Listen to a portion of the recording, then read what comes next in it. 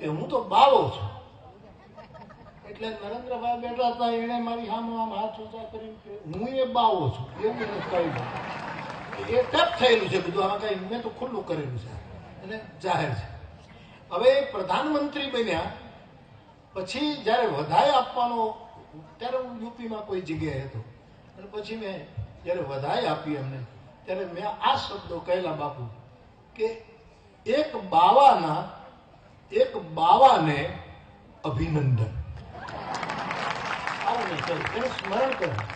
મને મારા શ્રોતાએ ચિઠ્ઠી લખી કે બાપુ તમે એક બાવા તરીકે એક બાવાને અભિનંદન આપ્યા, એ તમારા બેની વચ્ચે હતું. આ આખા દેશને બાવો કરવાનું કોણે કીધું છે? મેં કીધું ભાઈ હવે એ તો મારું ક્ષેત્ર નથી.